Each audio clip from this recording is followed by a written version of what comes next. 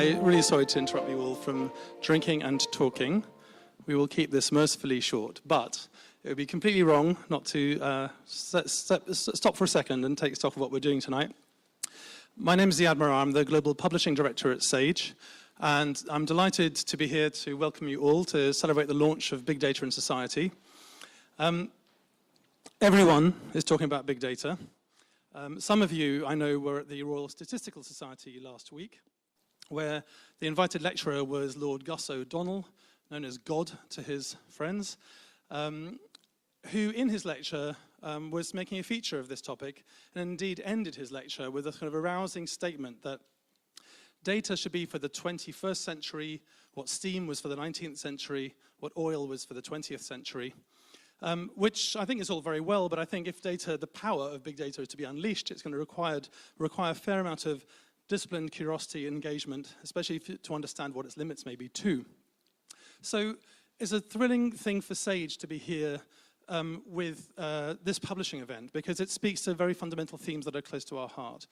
Actually, the first thing to say is something about the provenance of the idea itself, because many years ago, I remember a conversation in Santa Barbara which included Sarah Miller-McCune, our founder and owner, who's sitting right over there. Very good that we've got her with us tonight. And her long-standing friend, Professor Ken Pruitt of Columbia, who was obviously very interested in these ideas, not just because he's a major social scientist, but also because he was the director of the Census Bureau and very connected to these things in a practical way.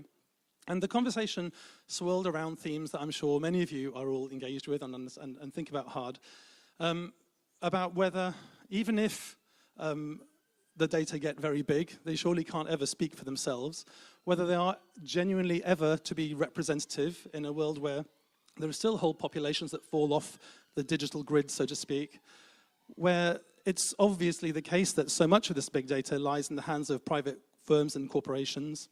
And it's a remarkable thing to notice this, this almost taken for granted sort of techno-boosterist assumption that given enough data, we don't need any more theory. You know, let's just look at Google Translate. It'll all work itself out by itself. Well, I think contrary to that view, I would hope a lot of people in this room would agree that being awash with data, much of which is variable poor, requires an all the more diligent and skilled engagement if it's to be accurately and correctly interpreted. And so for us in that discussion, it was just so obvious that big data is a major social science theme of our age, and as a major social science publisher, it seemed apt for us to look for a publishing response to that theme. So all we needed then was to identify the publisher within Sage who would have the imagination and the drive and the energy to turn a publishing idea into an actual vision. And so I'd like to point to my friend and colleague Robert Rojek over there, who was just the guy, whose vision and drive articulated the kind of journal we are celebrating tonight, an open access, interdisciplinary big data in society. Obviously, the other task he had was to identify the right editor, and I know he went through an enormous amount of work soliciting advice and input from experts around the world, across disciplines, across regions, and a name emerged as the outstanding front-runner candidate, and that name was Evelyn Ruppert, who was at the Open University at the time and is now a professor at Goldsmiths. And I know that Robert and Evelyn had many coffees and conversations, and eventually Evelyn said, yeah, I'd like to edit the journal, and we were totally thrilled to hear that. Incredibly happy to feel we've got just the right editor to take on such a complex task. I know that she, with her expert advisory team, and Robert and the team at Sage have been working energetically and creatively to turn that idea into the reality that we're celebrating tonight. So I hope you'll join me in welcoming Evelyn and celebrating this journal, which I know will take its place in one of the major conversations of our age. So thank you, and over to Evelyn.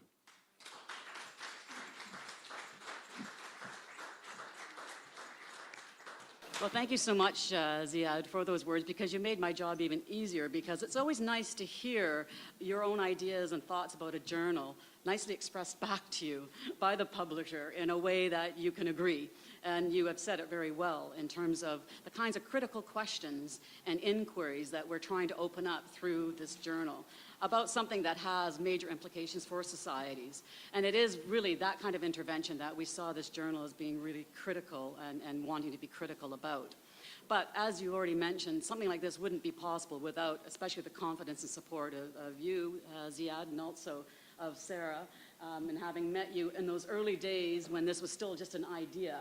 And the kind of confidence and support that you gave to it was really critical in terms of being able to make this possible. But also, there's a big team of 7 co-editors, and 2 of them are here tonight. One is Richard Rogers, and the light's in my eyes, so I don't wear Richard Rogers from the University of Amsterdam and the Digital Methods Initiative, and also Paolo Ciccarelli from the Politecnico di Milano, and also density design, which I'll speak a bit about some of the density design work that goes behind the journal.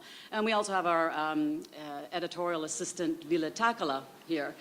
But in addition to that, we've got 4 assistant editors, and we have, I counted, some 50 people on our editorial board and advisory board. And all of those people, we're totaling some 70 from about 15 countries across the arts, humanities, social sciences, and computing sciences, covering sociology, geography, computing, and many other disciplines. So it's really a major interdisciplinary initiative. But one of the reasons, or 2 reasons I should say, that I was really interested after those coffees with Robert, who has been really key and instrumental, and his team at SAGE, and there's too many people for me to mention, but you know who you are, who have been really instrumental and helpful for setting this up. During our conversations, 2 things that really became important to me and were reasons for why I took this up. One, it would be open access from day one.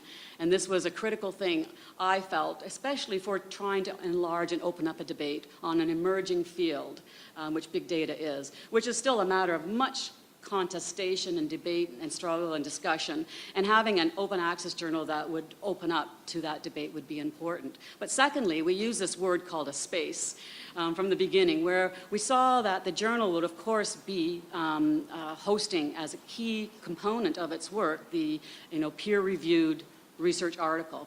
But in order to be a space of debate, we wanted to open up and have opened up to different kinds of content, including commentaries, essays by early career researchers, and also we'll be having essays forming parts of colloquia down the road. And this was a way to also invite other voices beyond the academy into the debate and discussion. So we have submissions from people outside, whether it's from Microsoft Research or Google Research or a statistics authority. We want to have this as a place where people can come and hear different voices about the implications of big data for societies.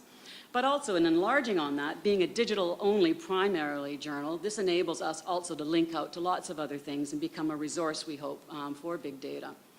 But because it's a new field, we also wanted a way of being able to map its trajectory, a way that people could also see and visualize. And this is what I'm pointing to up here, a visualization. We wanted to find a way about how we might be able to represent the kinds of issues and matters of concern that the articles and submissions to the journal are highlighting and pointing to as the key concerns about thinking about big data. And we also wanted to innovate, if we could, a new way of navigating the content of a journal. So not only mapping the journal and what are its concerns, but also being able to explore a journal in an interactive way. Now, it's not highly readable at the moment on here, but if you go to the iPads, you'll get a sense of the kind of innovation this introduced. It was designed by the people in Paolo's lab at Density Design in Milan. And basically what we did is, and what this is doing, is it takes all the keywords that authors have indicated in their submissions, whether it's a commentary or a journal article, and it highlights those keyword associations that are most prominent in that content. So if you were to go on there interactively, you'd see high frequency words, but you see what other words those are connected to. And you'd be able to click on the nodes, which are keywords, and see the other words that those are connected to. And over time, we're hoping that you'd be able to then click on a keyword and navigate to the content on that.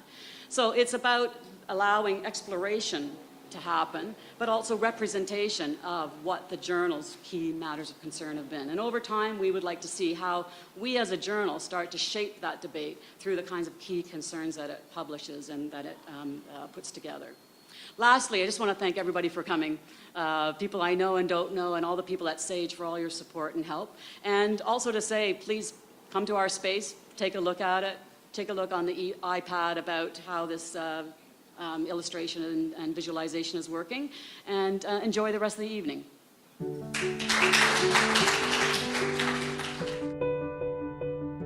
Big data in society, the reason we chose that term, or that title, I should say, is that we want to study and bring attention to the implications that big data has for societies, meaning it's not just about academic knowledge and research. It's about trying to understand and using new methods and ways of thinking about age-old questions, and how big data is changing the way we pose questions, how we understand them, how we analyze them, and the consequences of new ways of thinking and studying societies by mobilizing big data. Whether that's sources from social media, or if it's from search engine queries, or it's large databases within government or corporations. These are fundamentally changing our paradigms and ways that we understand and study society, and that's what we wanted to bring attention to in terms of critical debates, and to raise fundamental questions about what are the choices being made, what are the values and ethics involved in working with big data, what are the consequences for how people are governed through the uses of big data, what are the dangers of big data, not only in terms of sometimes the really strong political and ethical consequences, but about how they may change the life chances and trajectories of people through how that data is analyzed and things are done with it. So I'm one of the associate editors at Big Data in Society, and in particular I'm responsible for the demos section, which is a section where we try to go a little bit outside of sort of the mainstream academic concerns of peer-reviewed articles, and find projects, software projects, or art projects, or other new media projects which are relevant to the journal, and describe them and make them available to our readers.